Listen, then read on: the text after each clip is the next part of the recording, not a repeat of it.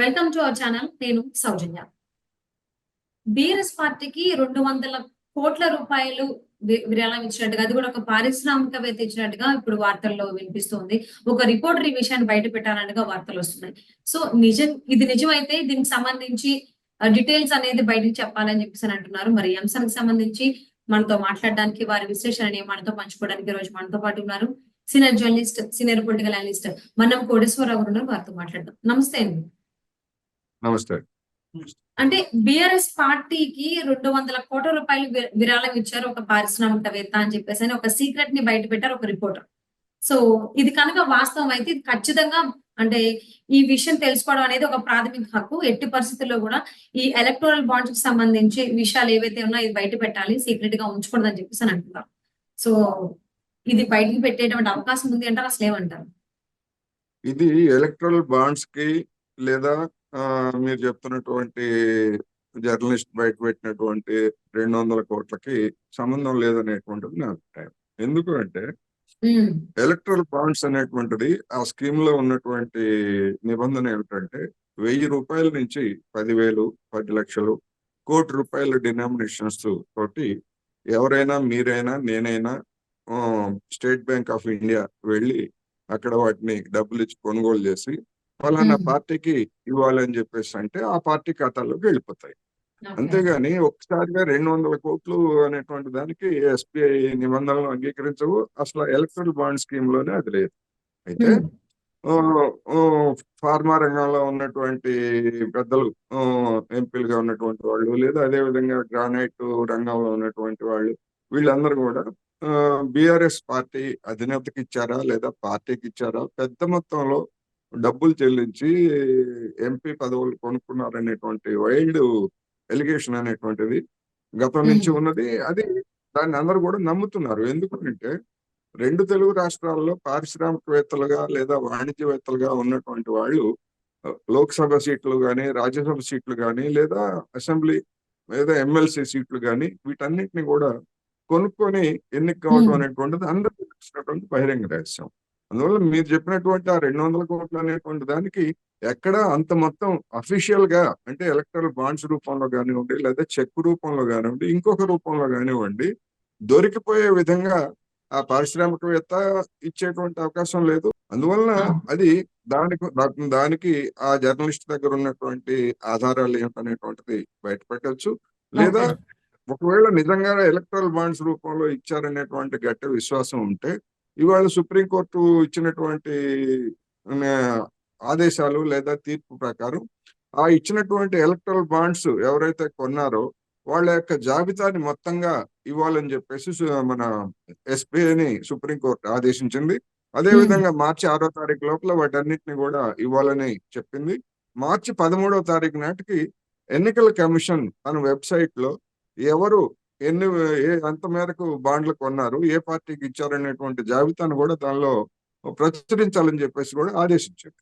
అందువల్ల ఇప్పుడు నిజంగా 200 కోట్లు ఇచ్చారా, లేకపోతే 200 కోట్లు 200 సార్లు ఇచ్చిన, కోటి చొప్పున బాండ్స్ తీసుకొని 200 సార్లు ఇచ్చినా గానీ ఆ విషయాలన్నీ కూడా నిజానికి సుప్రీంకోర్టు తీర్పు అమలు జరిగి ఎన్నికల సంఘం జాబితా కలిగి అవన్నీ కూడా వెబ్సైట్ లో ఉంటే అది బహిరంగం అవుతుంది. బహిరంగం అయిన తర్వాత ఆ పారిశ్రామికవేత్త కానీ, తీసుకున్నటువంటి పార్టీ కానీ దానికి సంబంధించినటువంటి వివరణ ఇచ్చుకోవాల్సి వస్తుంది. అందువల్ల ఈ 200 కోట్లు అనేటువంటిది ఇప్పటి వరకు చూస్తే అది దానికి నిర్దిష్టమైనటువంటి ఆధారాలు ఏమిటనేటువంటిది ముఖ్యం. ఒకవేళ 200 కోట్లు నేను చెప్పినట్టుగా ఇచ్చేట్లయితే మనకి మార్చి 13 తర్వాత ఎన్నికల వెబ్సైట్ లో ఈ వివరాలన్నీ ఏ కార్పొరేట్ సంస్థ, ఏ వ్యక్తి, ఎందుకంటే వ్యక్తులు కొనుగోలు చేయొచ్చు, కార్పొరేట్ కంపెనీలు కొనుగోలు చేయొచ్చు, ఇటువంటి నిబంధనలన్నీ ఉన్నాయి కనుక అవన్నీ కూడా వెబ్సైట్ లో దర్శనం ఇస్తాయి. ఒకవేళ ఈ సుప్రీంకోర్టు తీర్పును కేంద్ర ప్రభుత్వం అమలు చేస్తే, ఒకవేళ చేయకుండా ఈ లోపల ఏదన్నా ఆర్డినెన్స్ లేకపోతే ఇంకొక రూపంలో కోర్టు తీర్పును అమలు చేసే విధంగా ఏమన్నా చేస్తారా, ఇటువంటి అనేక అనుమానాలు కూడా కలుగుతున్నాయి కనుక సబ్జెక్ట్ టు దట్ కండిషన్ మనకి వివరాలు మార్చి 13వ తారీఖు తర్వాత తెలుస్తాయి అనేది మనం చెప్పుకోవచ్చు. అంటే ఈ ఎలక్ట్రల్ బాండ్స్ ఖచ్చితంగా దీనికి సంబంధించి సీక్రెట్ గా ఉంచకూడదు, బయటికి చెప్పాలి అనేటువంటి విషయానికి సంబంధించి కోర్టు తీర్పు అనేది ఇమీడియట్ గా అమలయ్యేటువంటి అవకాశం ఉందని చెప్పి అనుకోవచ్చు అంటారా, లేకపోతే ఏమన్నా జాప్యం గాని లేకపోతే అమలుకి ఇంకా కొంచెం టైం పట్టేటువంటి అవకాశం ఉందని చెప్పేసి ఎక్స్‌పెక్ట్ చేయొచ్చా అంటారా? లేదు. ఎందుకంటే మార్చి 6 తారీఖు లోపల జాబితా ఇవ్వాలని చెప్పేసి ఎస్‌బీఐని స్టేట్ బ్యాంక్ ఆఫ్ ఇండియాని ఆదేశించింది. ఎందుకంటే ఈ బాండ్స్ ఇష్యూ చేసేటువంటి అధికారం స్టేట్ బ్యాంక్ ఆఫ్ ఇండియాకి మాత్రమే ఉన్నది. ఓకే. అదేవిధంగా ఇచ్చినటువంటి వివరాలని మార్చి 13 నాటికి వెబ్‌సైట్‌లో పెట్టాలని ఎన్నికల కమిషన్ కూడా సుప్రీంకోర్టు ఆదేశించింది. హ్మ్. అందువల్ల దీని మీద ఇది 5గురు ధర్మాసనం 5గురు అంటే సుప్రీంకోర్టు ప్రధాన న్యాయమూర్తి సహా 5గురు ఇచ్చినటువంటి ఏకగ్రీవమైనటువంటి తీర్పు. ఈ ఓకే. ఏకగ్రీవమైనటువంటి తీర్పులో ఎలాంటి డిసెంట్స్ గాని లేకపోతే మరొకటి గాని లేవు. అందువలన దీని మీద కేంద్ర ప్రభుత్వం ఇంకా విస్తృత ధర్మాసనానికి ఎందుకంటే ఇందులో రాజ్యాంగపరమైనటువంటి అంశమేమి గనుక ఇంకా విస్తృతమైనటువంటి ధర్మాసనం పేరుతోటి ఏవైనా హ్మ్. అప్పీల్ చేస్తుందా కేంద్ర ప్రభుత్వము ఏంటి ఇవన్నీ ఇప్పటికిప్పుడైతే ఊహాగానమైనటువంటి విషయాలే. కానీ ఓకే. అటువంటిది ఏమీ లేకపోయేట్లయితే సుప్రీంకోర్టు తీర్పు అమలు జరపడం మినహా మరొక మార్గం లేదు. అందుకని నేను ముందు చెప్పాను. ఈ తీర్పు తర్వాత కేంద్ర ప్రభుత్వం తీసుకునేటువంటి వేసేటువంటి అడుగులు ఎట్లా ఉంటాయనేటువంటి దాన్ని బట్టి అనేక అంశాలు ఆధారపడి ఉన్నాయి. సో ఎందుకనంటే ఇది మళ్ళీ నేను క్వెషన్ రిపీట్ చేయడం జరిగింది. చాలా సార్లు కూడా గవర్నమెంట్ చెప్పినవి ఇమ్మీడియేట్‌గా అమలు కావు. సో ఫర్ ఎగ్జాంపుల్ మన ఎడ్యుకేషన్ సిస్టమ్ గురించి ఇంతకు ముందు మనం మాట్లాడుకుని ఎంత హైప్ క్రియేట్ అయింది. ఎడ్యుకేషన్ సిస్టమ్ కంప్లీట్‌గా చేంజ్ చేస్తున్నాం అని చెప్పేసన్నారు. ఇది పొలిటికల్ పార్టీకి సంబంధించింది కాబట్టి ఇందులో కేంద్ర ప్రభుత్వం సంబంధించిన పార్టీ కూడా ఉంటుంది.